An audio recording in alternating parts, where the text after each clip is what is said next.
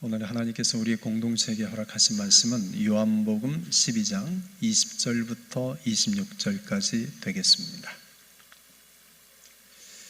요한복음 12장 20절부터 26절까지 말씀 되겠습니다. 한 절씩 교독하겠습니다. 명절에 예배하러 올라온 사람 중에 헬라인 몇이 있는데 그들이 갈릴리 벳세다 사람 빌립에게 가서 청하여 이르되 선생이여 우리가 예수를 배웁고자 하나이다 하니 빌립이 안드레에게 가서 말하고 안드레와 빌립이 예수께 가서 여쭈니 예수께서 대답하여 이르시되 인자가 영광을 얻을 때가 왔도다.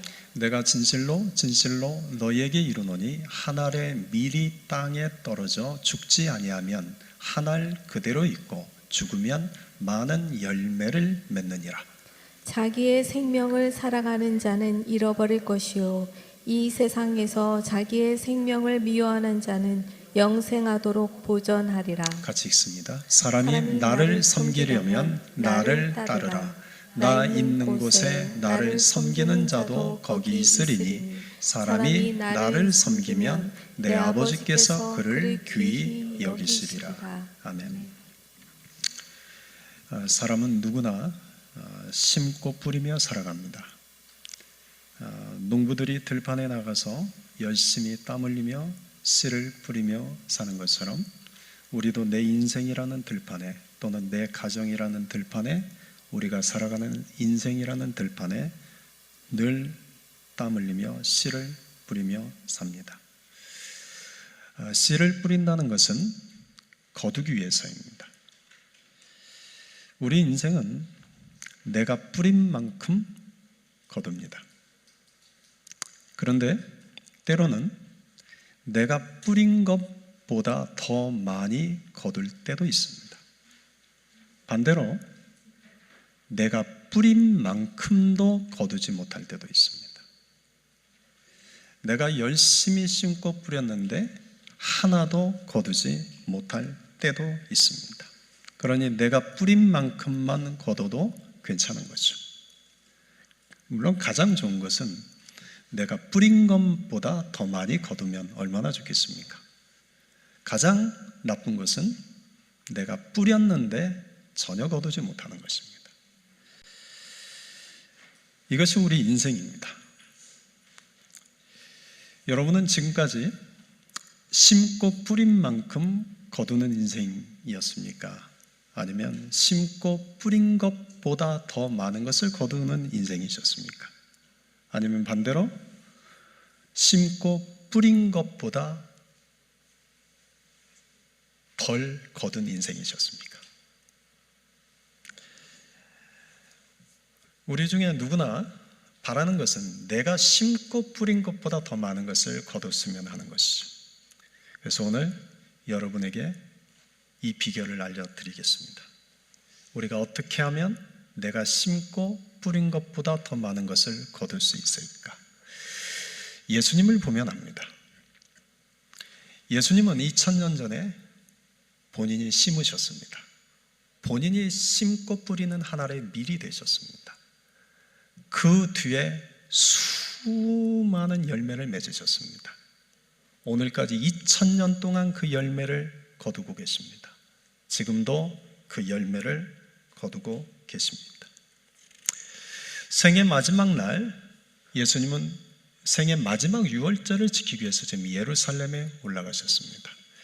이 예루살렘은 유월절을 지키기 위해서 유대 전역과 또 헬라 모든 나라에서 디아스포라 유대인들이 다 예루살렘으로 모여들었습니다. 그런데 오늘 본문에 보니 이들 중에는 이방인인 헬라인들 몇 명이 섞여 있었습니다. 이들은 개종해서 여호와 하나님을 믿는 자들이었습니다. 이 헬라인들이 예루살렘에 왔다가 예수님에 대한 소문을 들었습니다. 그래서 이 예수님이 누구실까? 이 예수님을 한번 만나보고 싶다. 이런 마음이 들어서 찾아갑니다. 본문 21절입니다. 그들이 갈릴리 벳세다 사람 빌립에게 가서 청하여 이르되 선생이여 우리가 예수를 배우고자 하나이다. 예수님이 처음 이 땅에 태어나셨을 때 예수님을 찾아갔던 사람들은 유대인들이 아니었습니다. 우리가 잘 아는 것처럼 이방인들인 동방박사 세 사람이 예수님을 처음 태어났을 때 찾아갔습니다. 그런데 이제 예수님의 인생의 마지막 얼마 남지 않은 순간에 또다시 이방인들 소수의 사람들이 예수님을 만나 뵙고자 찾아왔습니다. 이에 빌립이 안드레에게 가서 이 이야기를 전해주었고, 안드레가 빌립을 데리고 예수님께 가서 예수님, 헬라인들이 예수님을 만나 뵙고자 합니다. 어떻게 할까요? 그러자 예수님께서 이렇게 대답하십니다. 23절에 보면 인자가 영광을 얻을 때가 왔도다. 인자가 영광을 얻을 때란 한마디로 하면 십자가 죽음을 의미합니다. 지금 예수님은 이방인들이 예수님을 찾아왔다는 소식을 들었을 때 아하, 이제 내가 십자가에 달려 죽을 때가 왔다라고 말씀하시는 겁니다. 예수님을 찾아온 이 소수의 이방인들은 장차 하나님의 구원이 유대 땅에서 이방인에게 향할 것을 보여주는 상징적인 의미입니다.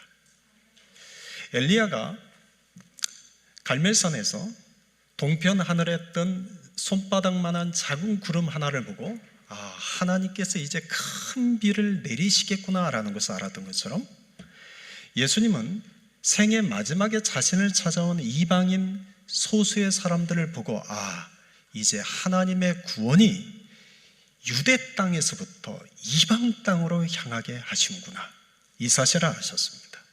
그래서 예수님은 이 일을 이루기 위해서 인자가 영광을 받을 때가 왔도다. 굉장히 좋은 말인 것처럼 보이지만 이 말은 이제 내가 십자가에 죽을 때가 왔도다, 이 말씀을 하신 겁니다. 예수님의 당시에 영광이란, 그때는 전쟁이 많은 시대였죠. 적들과 싸워서 적들을 죽이고 승리하고 살아 돌아온 자들이 받는 것이 영광이었습니다. 전쟁에서 승리했다 할지라도 죽은 자들에게는 영광이 없습니다. 전쟁에서 적들을 무수히 많이 죽이고 살아 돌아온 자들에게만 주어지는 것이 영광이었습니다. 그런데 오늘 예수님은 내가 받을 영광은 내가 많은 이들을 죽이고 내가 살아서 받는 영광이 아니라 많은 이들을 살리기 위해서 내가 죽는 것이 영광이라고 말씀하십니다. 예수님에게 영광은, 세상 사람들에게 영광은 살아서 받는 것인데 예수님이 말씀하시는, 예수님이 받으시는 영광은 죽어서 받으시는 것입니다. 24절에 이렇게 말씀합니다. 같이 읽겠습니다. 내가 진실로 너희에게 이르노니 한 알에 밀이 땅에 떨어져 죽지 아니하면 한 알 그대로 있고 죽으면 많은 열매를 맺느니라. 세상의 길과 그리스도의 길은 다릅니다. 세상의 길은 내가 살기 위해서 다른 사람을 희생시킵니다. 세상의 길은 내가 살기 위해서 다른 사람들을 심지어 죽이기까지 합니다. 그러나 그리스도의 길은 다른 사람을 살리기 위해서 내가 희생합니다. 다른 사람을 살리기 위해서 내가 죽는 길을 택합니다. 세상에서 영광은 다른 사람을 희생시키고 다른 사람을 죽여서라도 내가 사는 것이 영광입니다. 그러나 그리스도에게서 영광은 다른 사람을 살리고 다른 사람에게 세우기 위해서 내가 희생하고 내가 죽는 것이 영광이라고 말씀하십니다. 그러니 세상의 길과 그리스도의 길은 다릅니다. 세상의 길을 걸어가는 세상 사람들은 언제나 사는 것이 더 중요합니다. 내가 어떻게 인생을 즐기며 살까? 내가 어떻게 인생에서 보람된 일을 하며 살까? 내가 어떻게 인생에서 내 인생에 주어진 모든 것들을 넉넉하게 부유하게 즐기며 살 수 있을까? 언제나 온통 사는 데만 관심이 있습니다. 그런데 세상의 길을 걸어가는 세상 사람들의 끝은 결국 죽음으로 끝납니다. 그러나 그리스도의 길을 걸어가는 그리스도인들은 내가 어떻게 사느냐에 관심이 아니라 내가 어떻게 죽느냐에 관심이 있습니다. 내가 죽어서 어떻게 그리스도를 영광스럽게 할까? 내가 어떻게 죽어서 저 사람들을 살릴 수 있을까? 그런데 역설적이게도 내가 죽어서 다른 사람을 살려야지 죽겠다라고 생각하는 그리스도인들은 죽지 않습니다. 오히려 삽니다. 그리고 오히려 그것이 영광 받는 길이 됩니다. 사랑하는 성도 여러분, 우리는 세상의 길을 따라 걸어가는 자가 아닌 그리스도의 길을 따라 걸어가는 자들입니다. 그래서 우리는 살기 위해 사는 자가 아니라 죽기 위해 사는 자들입니다. 우리는 살기 위해서 살아가는 것이 아니라 죽기 위해 살아갑니다. 그런데 역설적이게도 죽기 위해 살아가는 우리에게 영원한 생명이 주어집니다. 죽기 위해 살아가는 우리에게 하늘나라의 영광이 주어집니다. 예수님께서 먼저 그 길을 걸어가셨습니다. 예수님께서 먼저 그 길을 걸어가시고 우리에게 이렇게 말씀하십니다. 누구든지 나를 따라오려거든 자기를 부인하고 자기 십자가를 지고 나를 따를 것이니라. 예수님을 믿는 자들이 모두 다 예수님을 따르는 것은 아니라는 것을 우리가 압니다. 교회를 다니고 있다고 해서 모두가 다 예수님을 따르는 자들은 아닙니다. 은혜를 많이 받았다고 해서 누구나 다 예수님을 따르는 자는 아닙니다. 남이 받지 못한 큰 은혜와 체험이 있다 할지라도 누구나 다 예수님을 따르는 자는 아닙니다. 예수님을 따르는 자는 자기를 부인하고 자기 십자가를 지고 묵묵히 예수님을 따라가는 자입니다. 그래서 예수님을 따르는 길은 좁은 길, 좁은 문입니다. 왜냐하면 많은 이들이 예수님 믿는다고 하고 예수님의 은혜를 체험했다고 말하고 그 예수님 은혜를 이야기하지만 정작 예수님을 따라가지는 않습니다. 성경에도 수많은 사람들이 이 예수님을 보았습니다. 수많은 사람들이 예수님의 기적을 체험했습니다. 수많은 사람들이 예수님의 능력을 경험했습니다. 어느 누구하고도 비교할 수 없을 만한 너무나 큰 간증을 가진 자들이 많았습니다. 그런데 그들은 예수님을 따라가지 않았습니다. 예수님이 오실 때는 환영은 했지만 예수님이 떠나시고 난 뒤에는 예수님을 따라가지 않았습니다. 예수님을 따라갔던 자들은 예수님의 제자들밖에 없습니다. 오늘 우리는 어떻습니까?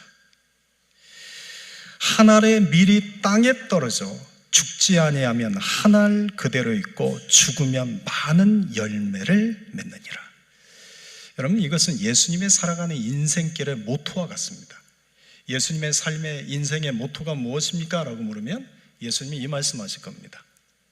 내가 죽으면 많은 사람이 많은 열매를 맺는다. 이것이 예수님의 인생의 모토셨습니다. 그러니까 예수님께서 이 땅에 오신 것은 살기 위해서 오신 것이 아니라 죽기 위해서 오셨습니다. 예수님께서 이 땅에 사신 것은 살기 위해서 사신 것이 아니라 죽기 위해서 사셨습니다. 예수님은 지금도 죽기 위해서 마지막 인생의 유월절을 보내기 위해서, 예수님은 우리를 위해서 마지막 십자가 죽음을 향해서 걸어가고 계십니다. 그리고 예수님이 이렇게 말씀하십니다. 내가 죽으면 많은 열매를 맺느니라.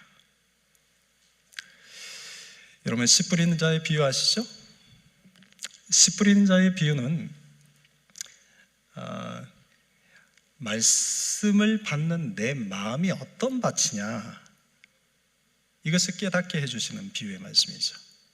그래서 우리 중에는 길가와 같은 마음도 있고 돌밭과 같은 마음도 있고 가시떨기와 같은 마음도 있는데, 그런 마음을 가진 자에게는 하나님 말씀이 떨어져도 열매를 맺지 않는다는 것이요, 우리 중에 옥토와 같은 좋은 땅과 같은 마음을 가진 자만이 하나님의 말씀이 떨어질 때 100배, 60배, 30배 열매를 거두게 된다, 그런 말씀이죠. 그래서 그 씨 뿌린 자의 비유는 내가 지금 어떤 마음밭이냐를 돌아보게 하는 말씀입니다.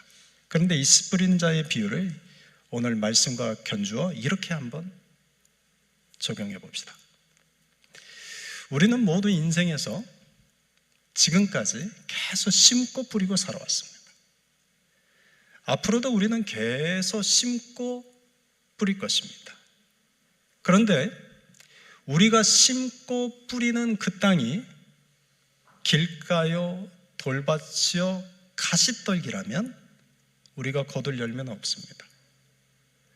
그런데 우리가 심고 뿌리는 곳이 좋은 땅이라면 우리가 100배, 60배, 30배의 열매를 거두게 될 것입니다. 자, 그렇다면 여러분에게 제가 한번 묻겠습니다. 여러분이 지금 심고 뿌리는 곳이 좋은 열매를, 많은 열매를 맺을 수 있는 좋은 땅에 뿌리고 계십니까? 아니면 거둘 것 없는 길가, 돌밭, 가시떨기 밭에 씨를 뿌리며 살고 계십니까? 열매를 맺을 수 없는 길가, 열매를 맺을 수 없는 돌밭, 열매를 맺을 수 없는 가시떨기 밭은 한마디로 하면 세상을 의미합니다. 여러분, 세상이라는 밭에 떨어진 씨앗은 열매가 없습니다.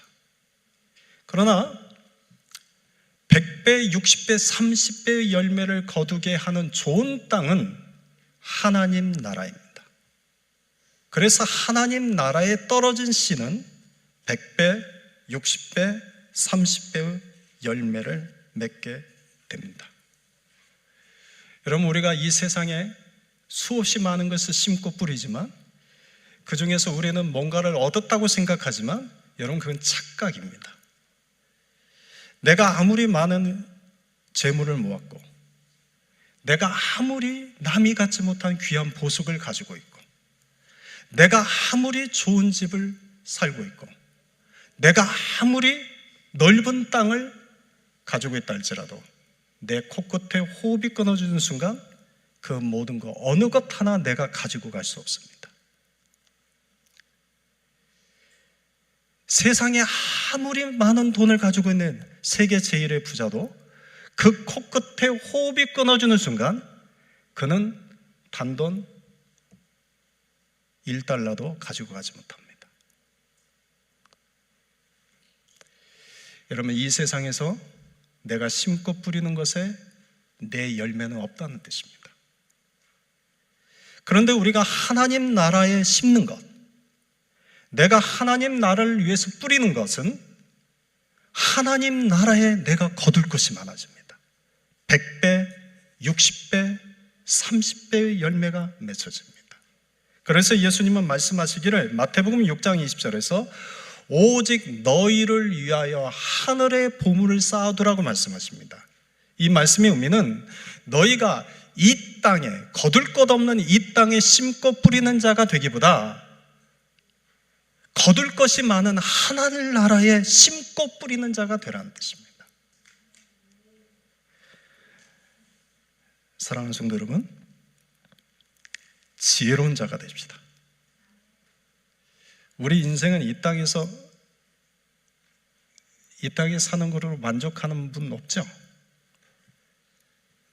우리는 이 땅에서 곳곳에 호흡이 끊어지는 것으로 이제 끝입니다 라고 생각하는 분 없지 않습니까? 우리는 곳곳에서 호흡이 끊어진 후에 우리는 주님 나라, 영원한 그 나라를 우리는 바라며 살아가는 자들 아니겠습니까?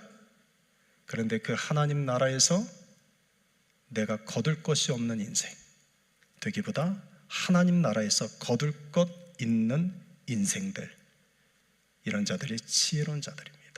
저와 여러분들이 바로 이런 지혜로운 사람들이 되기를 주님의 이름으로 축원드립니다.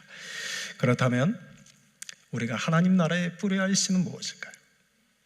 어떤 씨를 뿌려야 될까요?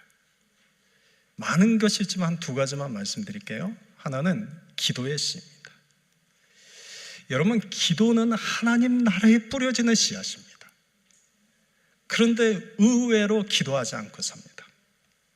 놀라운 일은 아무리 기도를 강조해도 기도하지 않는다는 뜻이죠. 더 놀라운 것은 이제는 기도하지 않아도 아무렇지 않다는 데 있습니다. 기도는 하나님 나라에 뿌려지는 씨앗입니다. 아침부터 저녁까지 우리가 수고하고 애쓰며 세상 속에 살아가죠. 그런데 정작 기도하지 않습니다. 거두지 못할 세상 속에서는 열심히 심고 뿌리며 살아가는데 내가 거둘 것이 많은 하나님 나라를 위해서 기도의 씨는 뿌리지 않고 살아갑니다. 이것을 전혀 이상하게 생각하지 않습니다. 기도하지 않는 것이 그냥 당연한 것입니다. 여러분, 병원은 언제 가야죠? 병원은 언제 갑니까? 병원은 아플 때 가죠? 근데 지혜로운 사람은요, 아프기 전에 가죠. 그죠?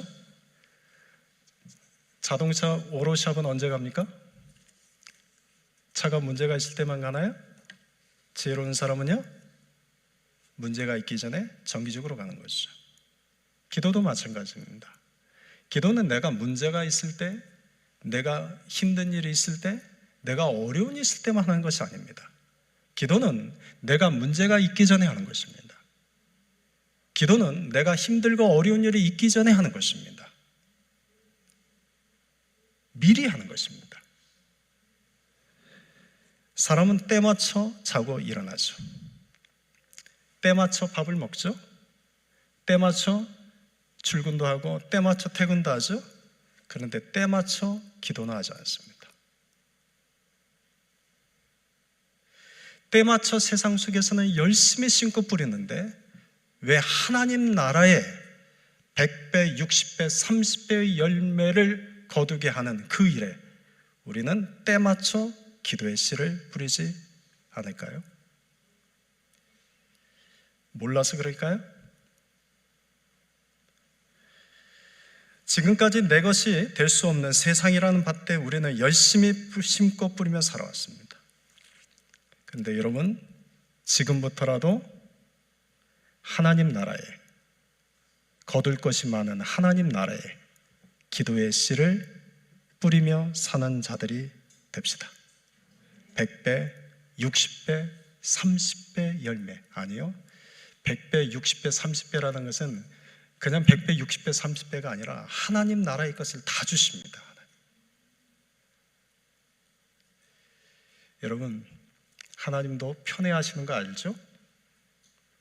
하나님은 죄인이나 의인이나 똑같이 일반적 사랑을 하시지만 하나님은 사랑하시는 자들 중에 편애하십니다.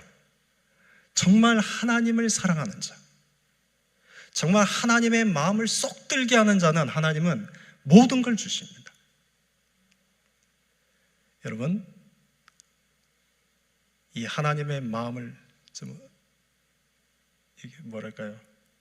우리가 자식도 보면 아들들은 뭐 그런 경우가 별로 없는데 딸들 중에 아빠의 마음을 이렇게 휘젓는 딸들이 있죠. 그러면 그냥 다 주제 아빠들은 그걸 보고 엄마들은 또 당했어 옆에서.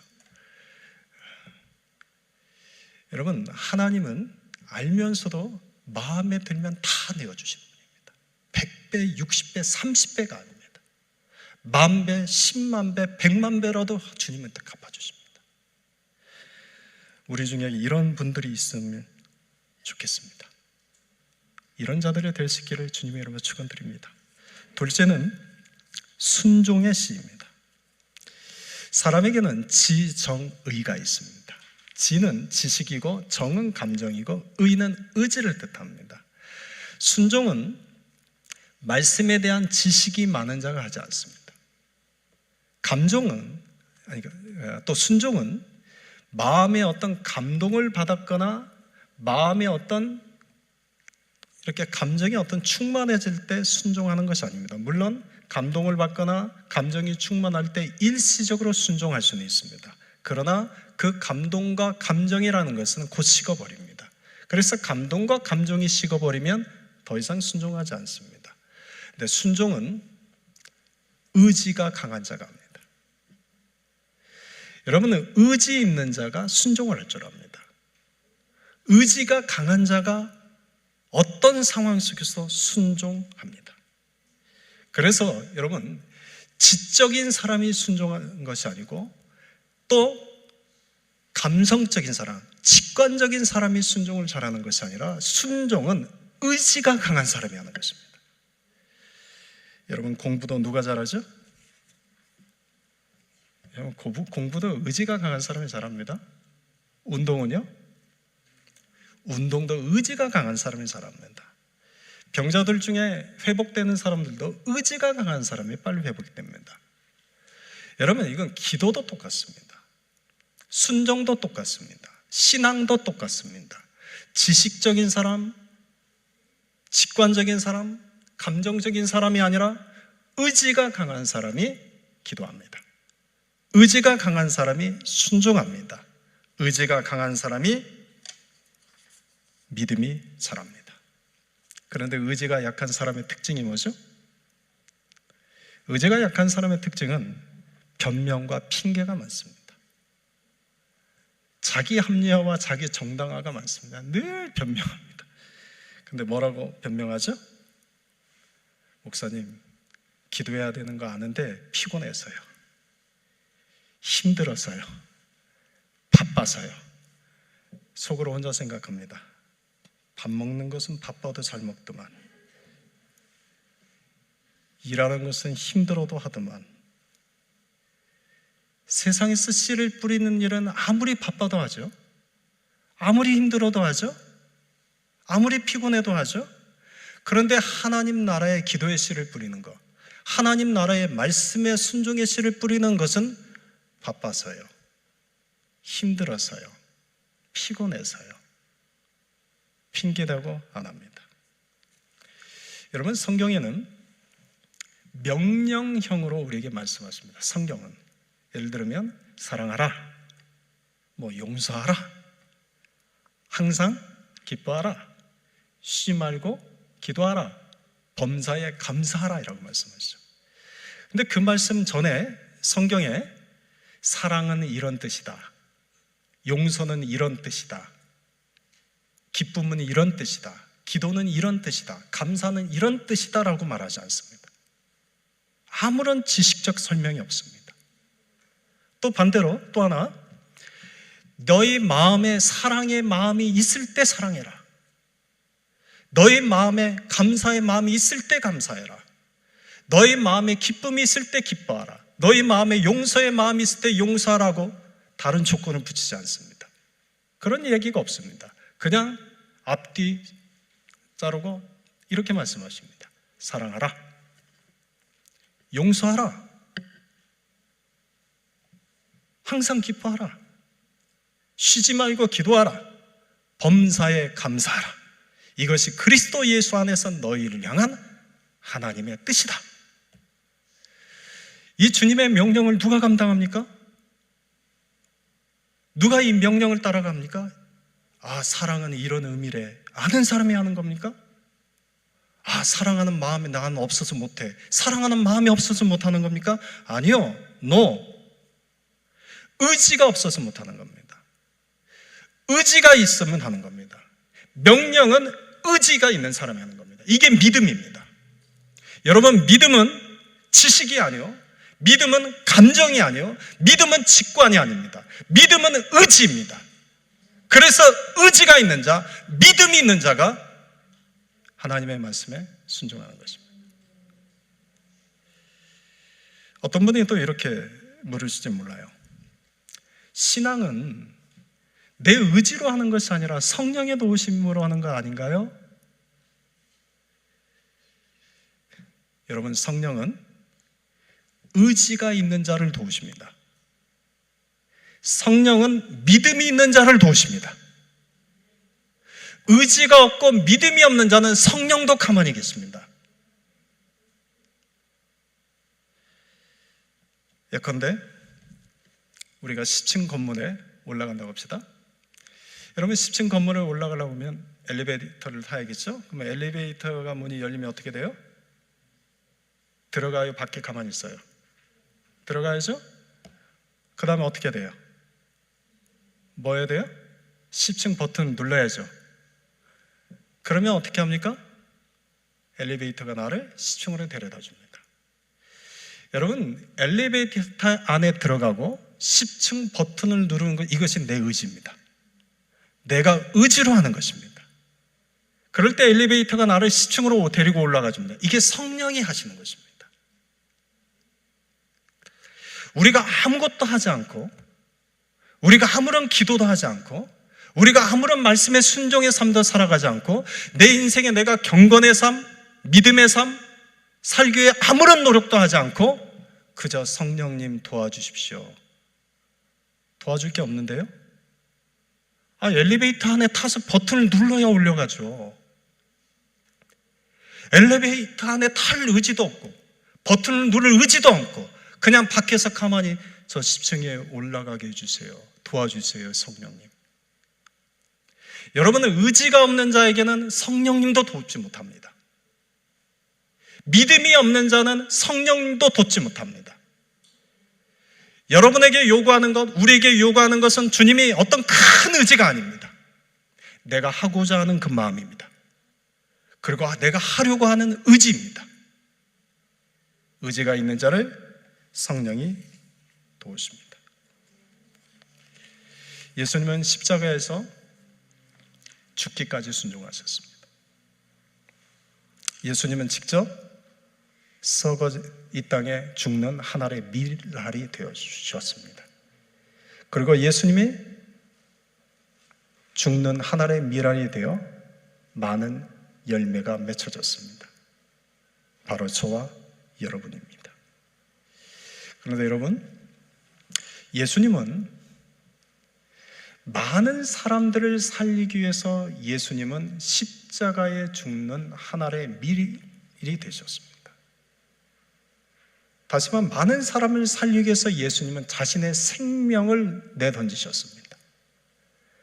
그런데 우리는 많은 사람들을 살리기 위해서 내 생명을 내놓아도 사실은 마땅한 것인데, 여러분은 우리가 다른 사람을 살리기 위해서 내 생명을 내놓지 못한다 할지라도 하나님 나라에서 많은 열매를 맺기 위해 이 땅에서 묵묵히 기도의 씨를 뿌리고 순종의 씨를 뿌릴 수는 있지 않습니까?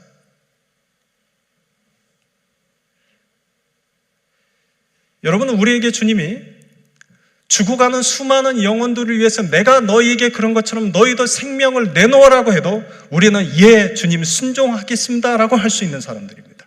그런데 주님은 우리에게 지금 다른 사람들을 살리기 위해서 생명을 내놓으라고 말씀하지 않습니다. 하나님 나라에 많은 열매를 거두기 위해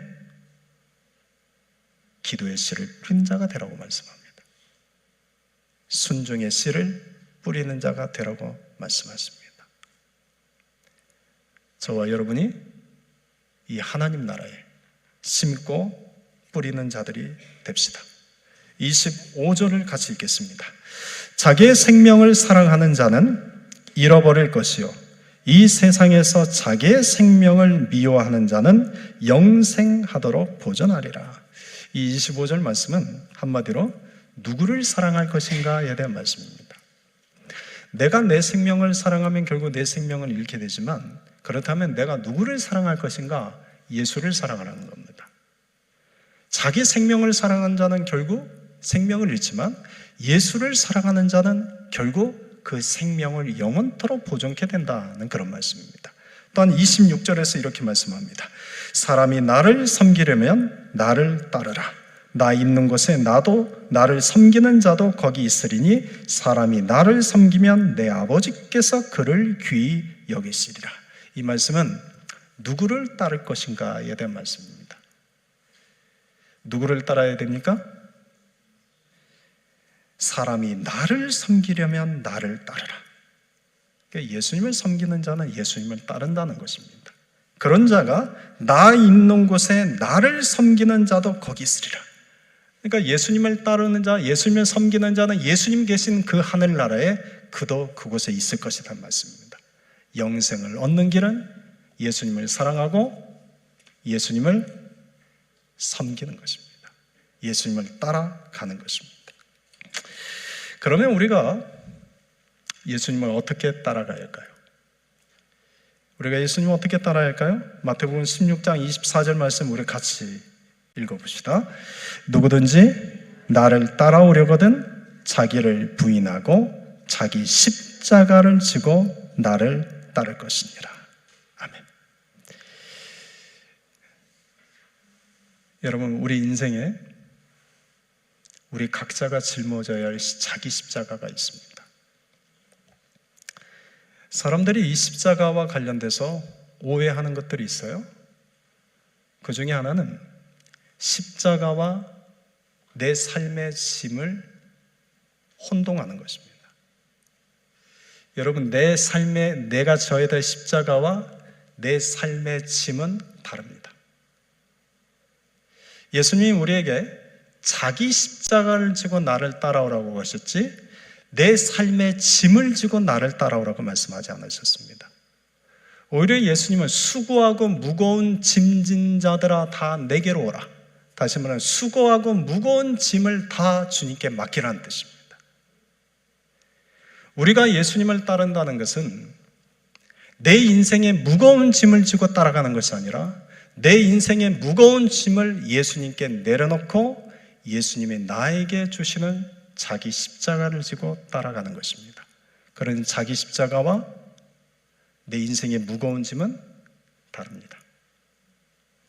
그러므로 여러분, 아무리 바쁘고 아무리 힘들고 아무리 피곤해도 내 인생의 수고와 무거운 짐을 날마다 십자가 앞에 기도로 내려놓읍시다. 여러분, 바쁘기 때문에 기도 못하는 것이 아니라 바쁘기 때문에 기도해야 됩니다. 피곤하기 때문에 기도 못하는 것이 아니라 피곤하기 때문에 기도하셔야 됩니다. 힘들기 때문에 기도 못하는 것이 아니라 힘들기 때문에 기도하셔야 됩니다. 기도할 때 성령이 내게 힘을 주십니다. 성령이 내게 능력을 주십니다. 무엇보다 그 기도는 하나님 나라에 거둘 것이 많은 열매가 되게 합니다. 둘째, 십자가에 대한 오해.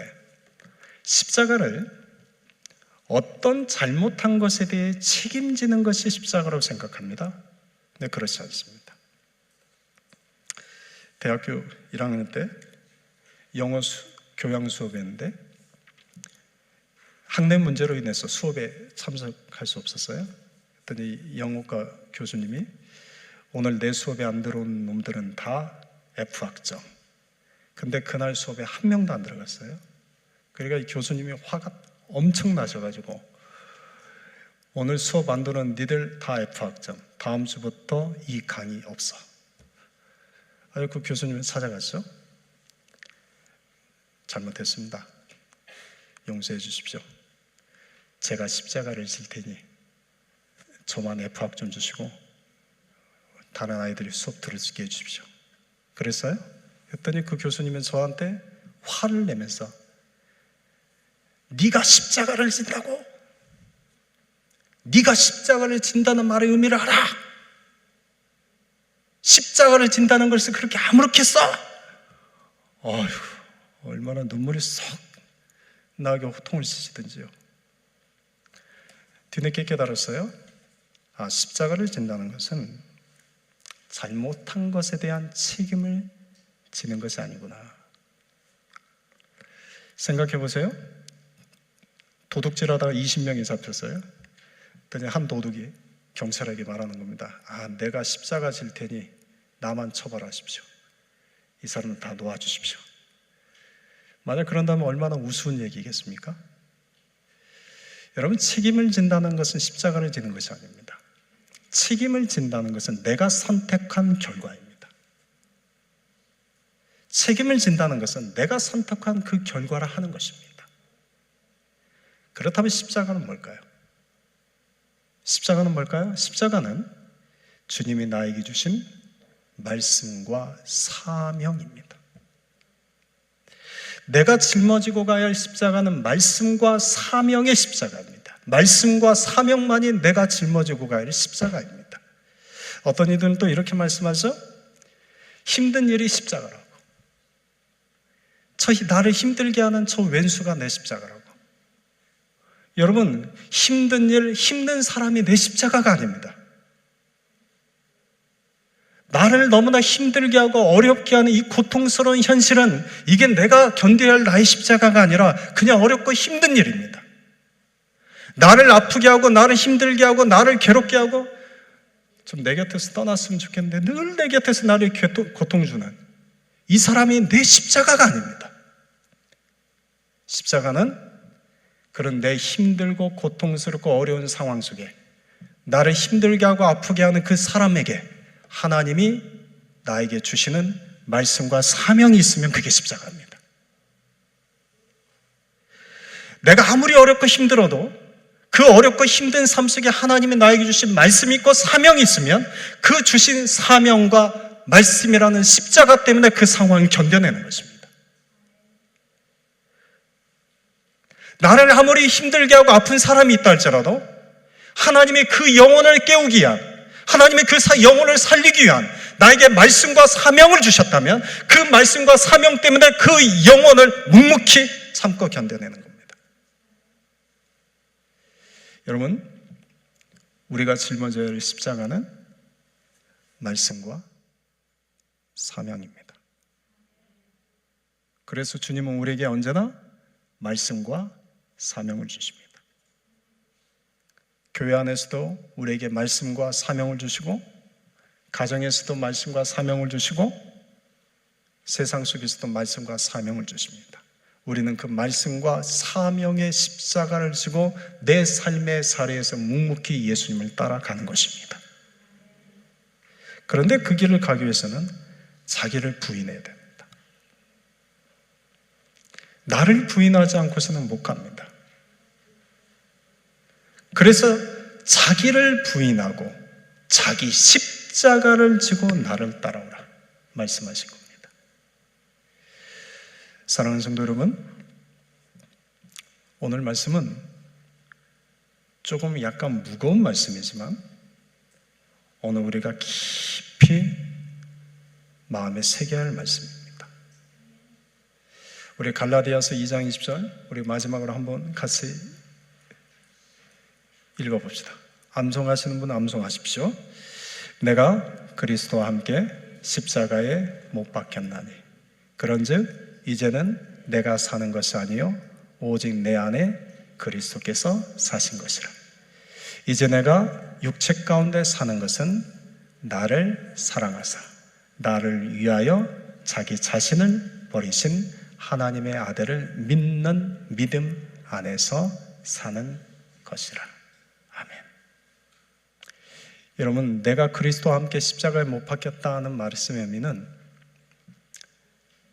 내게 주신 말씀과 사명의 십자가를 지고 묵묵히 따라간다는 뜻입니다.